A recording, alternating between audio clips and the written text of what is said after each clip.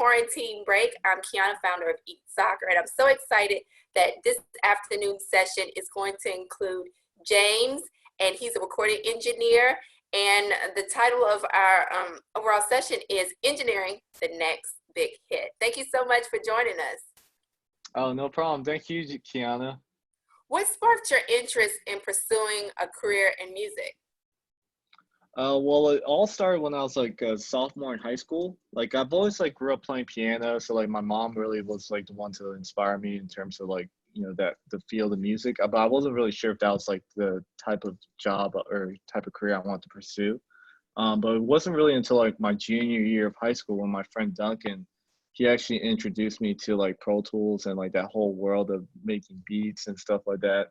And that kind of like drove me to get more and more interested in it. So he kind of took me under his wing from like junior year up until my last year of high school, and that's when I decided to like really just go ahead and pursue that career. How did you become a recording engineer? Well, it all started with, obviously I went to an audio engineering school, and then that engineering school was located in Minnesota. Unfortunately, the school's not in existence anymore, but like that's kind of like where I first kind of like got my grips on like working with a console, working more heavily with like the softwares and whatnot.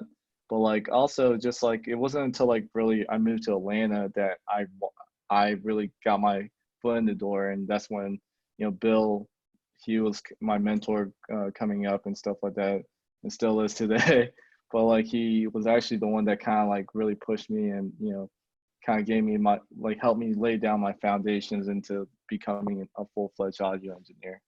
How important do you think it is for recording engineers to have a background in music? Like I know you mentioned that you play the piano, and do you play other instruments as well, or?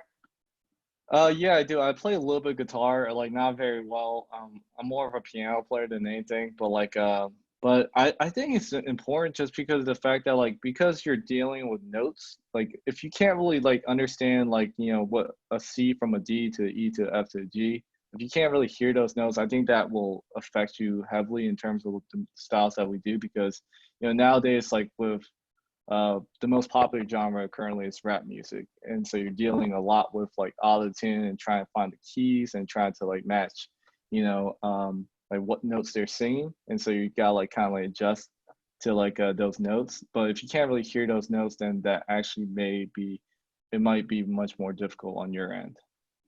What inspired you to open a recording studio with your partner, Bill?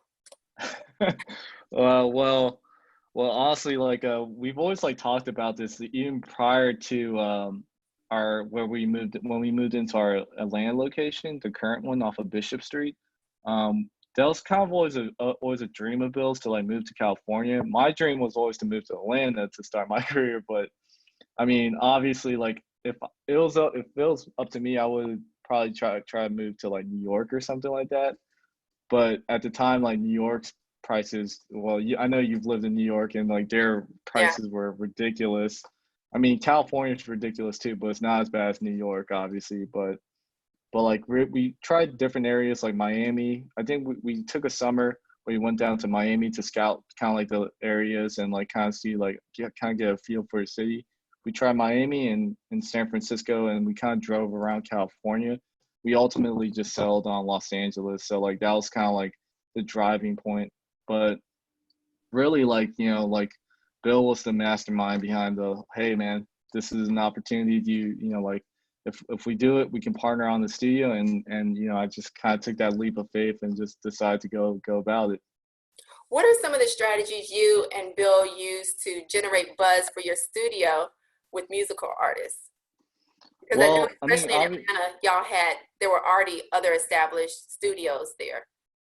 yeah. Well, Bill, he was already like a writer and producer. Like he was already producing for artists like Bobby V. Like he was already working with like a ton of like other artists like in the whole like Atlanta area, and really like. But the way we first started studios, like kind of like what we were talking about earlier, like we use Craigslist a lot too. Like posting on any type of classified section, like AJC, like, but most of our work actually came from like Craigslist, believe it or not, like in our early days. But me and Bill, we actually would go to like these events like in Atlanta, like ID Music and like Atlanta Beat Battle, like those type of events. I don't know if they're still going on or not. It's been a couple of years, obviously, but like we would kind of sit there and just kind of like, you know, we would pass out flyers for and try to meet as many people as we possibly could. But most of our work definitely came from like Craigslist and like, you know, just people that Bill knew already. So Explain what a typical week is like for you as a recording engineer, and then are there additional responsibilities that you have as, you know, part owner of, you know, these studios that you run? well, it varies. Like, Bill and I, we've kind of like, and our crew of guys, we kind of established like different roles for each other. So like, but one thing we all do share is like the responsibility of picking up phone calls. Obviously, most of your work is gonna be through is gonna come from like someone just interested in seeing about pricing or like, you know, they want to get more information. So like, we have to be the first ones to actually just be able to like pick up the phones and be able to like communicate that with them, or else, you know, if we don't pick up our phones, then we're not gonna get any work, obviously. And the way labels tend to work is like if you don't pick up the phone call, they're just gonna call the next studio that's down on their list. So we try to share that responsibility. But as a recording engineer, you know, it hasn't really changed too much. Where like, you know, obviously you're obviously just recording and mixing people's songs for them, but also you're dealing with more so on the business end of just like keeping up to date with people and like you know, getting people's files back into their uh I guess sending their files out more than anything. So that's kind of like the day to days. What are some of the funny and or stressful things that happen in your line of work?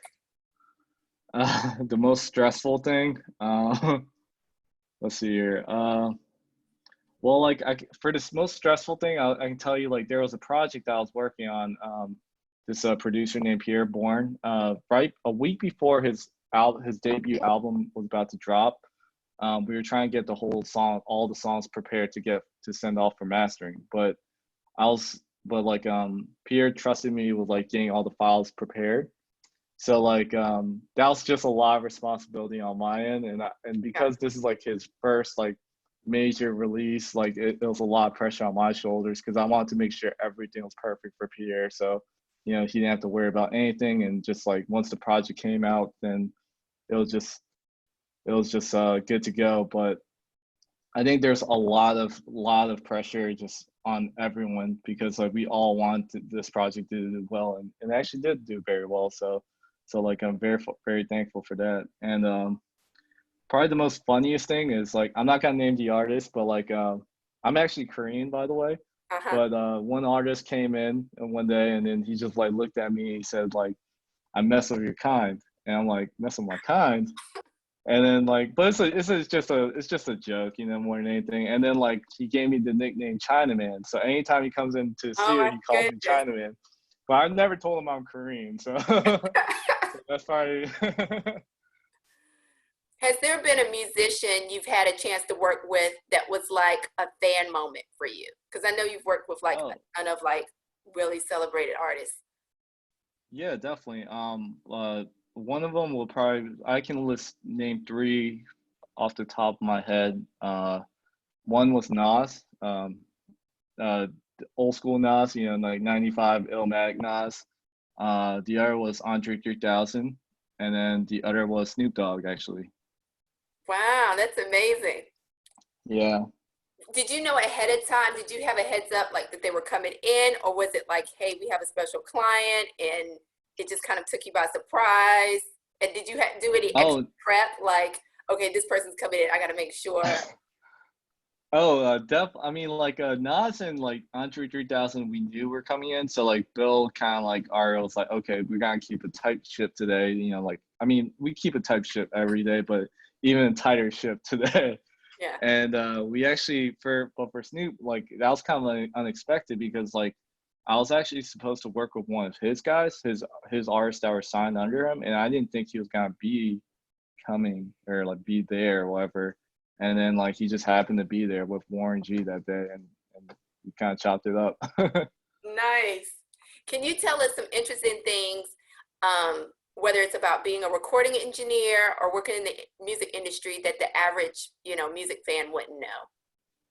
Yeah, I mean, like I know, like a lot of times people think that recording engineers, all you do is press the big red button, and then you just press record and just sit there and just like, okay, you're done, But it's not just like just pressing record or like handling the equipment. Um, a lot of it has to do with like the audio engineers really like you could kind of say that they are the liaison between the artist and the producer. And you kind of have the record engineer needs to more so feel out the vibe and the and feel out people's personalities to kind of like play the role of, okay, like what can I do best to make the artist or the producer to feel the most comfortable to be the most creative. And and I think that's like, and that a lot of that just comes from like dealing with different personalities and like just like knowing like being respectful to people's boundaries as well too, and not being and like and not taking anything personally, more than anything, because sometimes producers, artists, they definitely have their little ego moments, and then it's just like gotta you just gotta like kind of sit in the back and just like be the fly on the wall if you have to be too, so that's the biggest thing about being I feel like average people don't really realize about the audio engineer. What would you say has been the longest period of time you've spent in a studio session? Because I know sometimes uh people think, well, they just go in there and they record something and yeah, they're out in an hour, but I don't think that's the case, correct? no, it's like probably, I mean, I actually like talked about this before, but like there's a actually a session like when I was working, I was engineering for Pierre Bourne, and it was his birthday. And actually, like Lil Uzi Vert and Chief Keef actually came to the studio to work that day as well with Pierre. And we actually ended up turning like a 12-hour day into like a 20-hour day. So like but it was like straight. It was like a straight day. It was like no breaks. Um, have you had any odd or strange requests from your clients that you had to work with? Oh, there's some inappropriate requests, but I'm not gonna get into those. Yeah. but like, the probably like, I, as for like, I mean, like, it's nothing. I don't think it's really odd, but like, I've definitely had like an artist or like a crew like kind of like complain about the brand of water we had at the studio, like the brand of water. I think we had like Aquafina or something like that, right? And then, but Okay, they that's a all wanted controversial just brand. Fiji. Yeah, they all just wanted like Fiji or something. So I had to like, and the session started at like 10 p.m. or something, and they didn't get there till like midnight or something. So I had to drive out and then go find an open uh, grocery store and buy like a case of Fiji water for them. So that was probably one of the things. Would you say that you work more overnight hours or do you work during the day or it just depends upon like the artist requests and producers and things like that? It all depends on the artist request, and then usually, but these days, Kiana, I'm mostly working daytimes, but every now and then I definitely do those late night hours too. But it all depends on the artist request more than anything. Is there any artist on your bucket list that you would love to work with that you haven't had a chance to do so yet? Hmm. And if so, who would Yeah, it be? definitely. Uh, I can list I can list four off the top of my head, and I may have forgotten a couple, but like the four are Jay Z, Kendrick Lamar, Frank Ocean, and and Calvin Harris. Actually, I really like Calvin Harris's music. Yeah, that's awesome. So I know you mentioned that you work with Pro Tools. Are there any other like new pieces of equipment or programs that you are continuously learning how to work with and that um, potential students of music should take a look at?